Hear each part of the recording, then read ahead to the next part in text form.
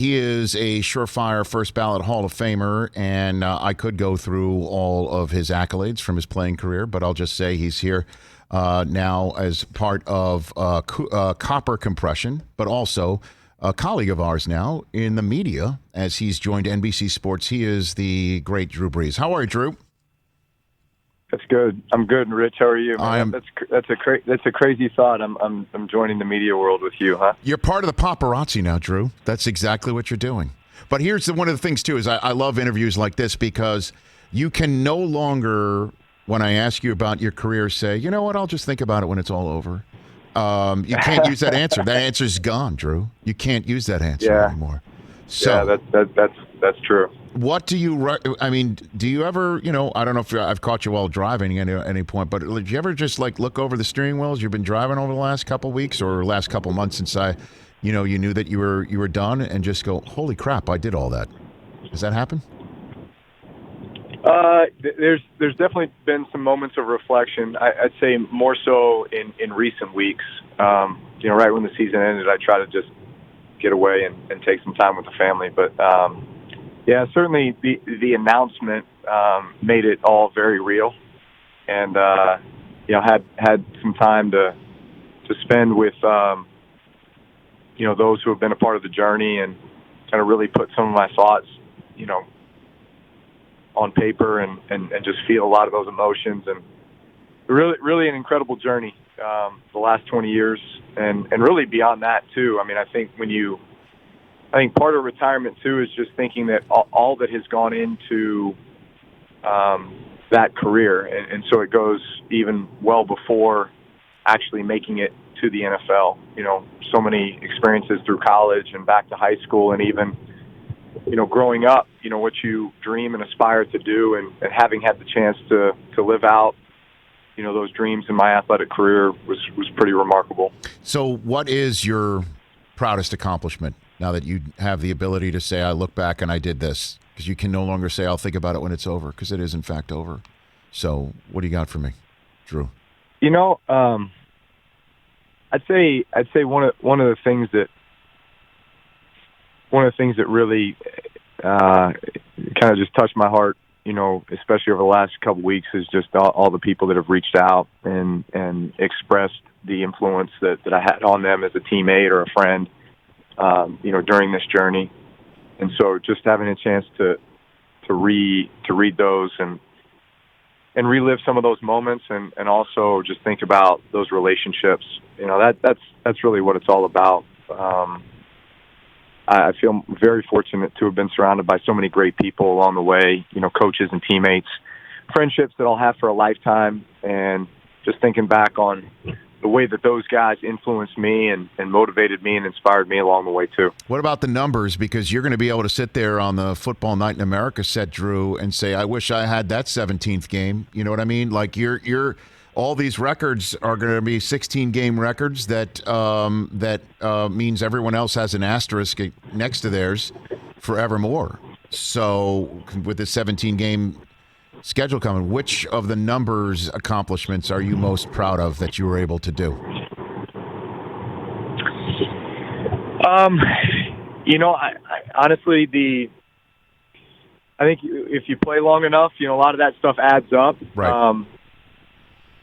I really approached every season like I wanted to get better. There was I would always end each season, and before I started training that upcoming off season, I would always take kind of a hard look, a very analytical look at that previous season and where the areas that I think that I needed to improve, and then I would incorporate that into my training and just my overall thought process. And the numbers didn't always reflect those improvements, and yet I think as long as deep down I knew that I was continuing to grow and learn and get better, that's what was most important. And so what comes along with that is consistency.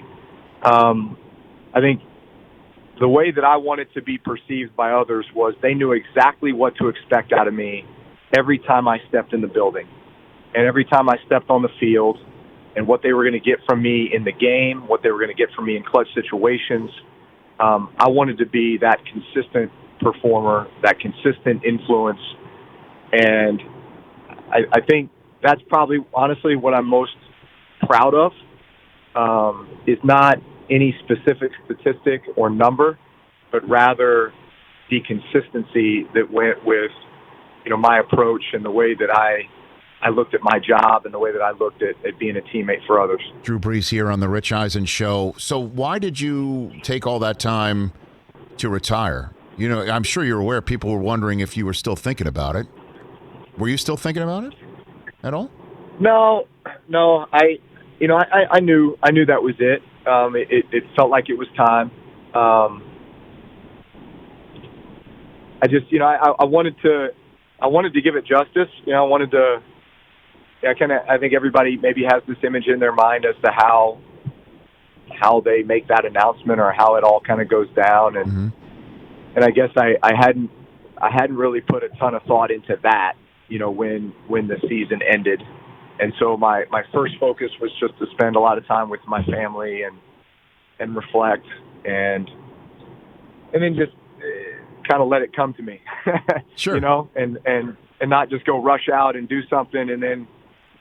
Think back on it later and say, I wish I would have done it a different way. Well, your boy Todd Durkin, who's been training you for a very long time, put that video of you pushing a sled where you damn near went into traffic. It looked like, made us all think that you were, preparing to come back. Drew, he stirred the pot a little bit, didn't he? Oh, sure did. Yeah, certainly. I thought you were going into traffic too. So. Yeah, me too. I'd never really gone that route. I'd never really gone down the hill. What I would recommend is going uphill first, yes, and then go downhill to finish it out. Once your legs are dead, not sprint to the bottom and then have to struggle all the way back up. That's not the recommended route. Yes, I would now go. Talk about early retirement, Drew. I mean, that was very close. Yeah. No, but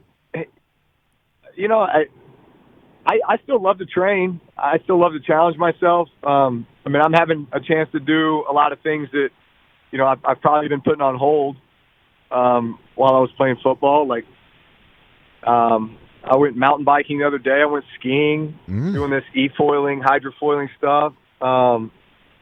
So I don't know. It's I'm still going to challenge myself. I'm still going to work out hard. Still going to want to compete. Just find different ways to do it. So, and then of course you did time your retirement to be on the anniversary of your arrival in New Orleans, and part of the thing, Drew, and I've never said this even in private, but that's the most impressive about your career is how it started and how it ended, and what you did to become a surefire first ballot Hall of Famer, which nobody thought you were or had a chance to on the day that you signed with New Orleans. So I guess my question for you here is, how close were you to signing with Miami ever? Did that almost happen at all in Saban? Well, so I mean, I'd say this. There was really two moments where I thought it was going to happen. So when I came out of college, I remember Miami had the 26th pick in the first round. And my head coach, Joe Tiller at Purdue, one of his best friends in football was a scout for the Miami Dolphins. And so they talked frequently. And that scout had told Joe Tiller that if I was available at 26, the Dolphins would be taking me. Mm-hmm. That, like, without a doubt, they were taking me. So when draft day came around, there were some teams that were talking about potentially taking me, maybe late first round.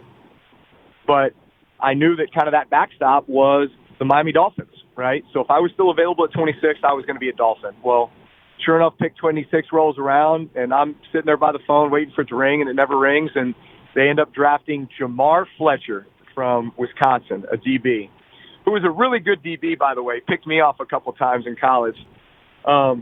So I guess I couldn't fault him for that. But that was the first opportunity. And then obviously when I was leaving San Diego after my injury in 2005, really the two teams that came calling were the Miami Dolphins with Coach Nick Saban and the New Orleans Saints.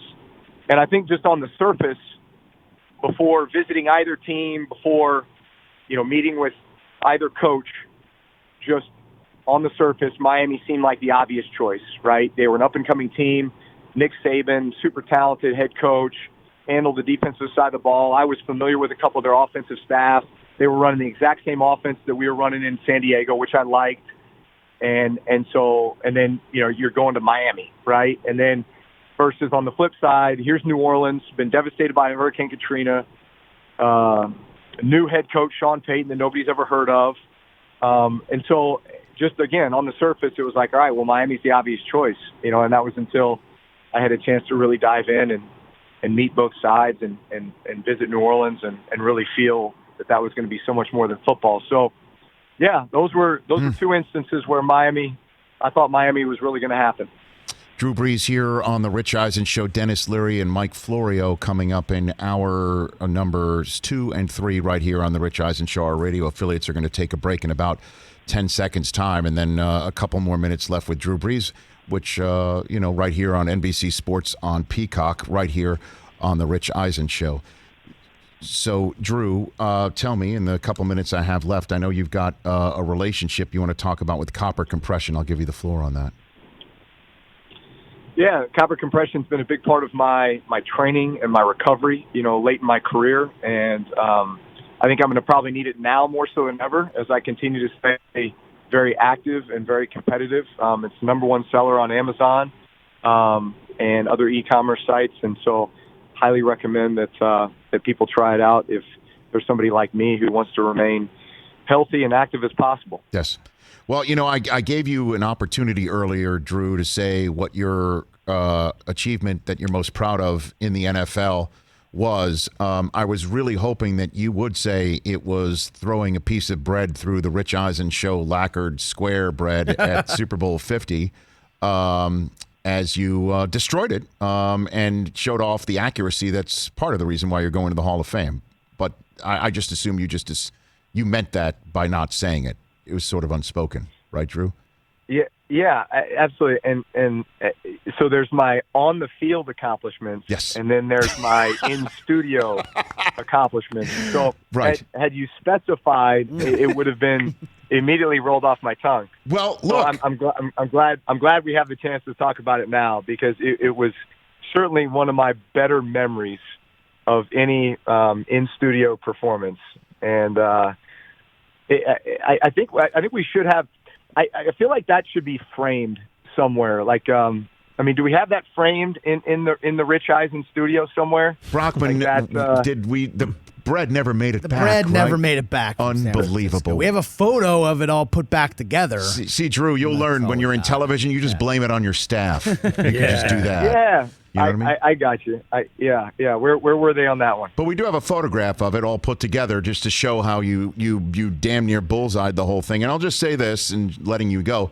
Mike Tirico, who you're going to be working with quite a bit, I've known him for a quarter century. He's as great as they come, and Sam Flood's group at NBC Sports, terrific. But as long as they don't bring out any bread, you've set the bar very high for yourself. Okay, Drew? Just saying that for you.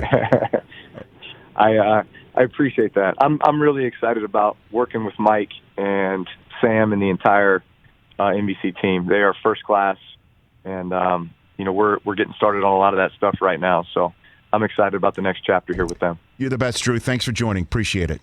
Hey, you watched all the way to the end. Thanks for that. Watch more right here.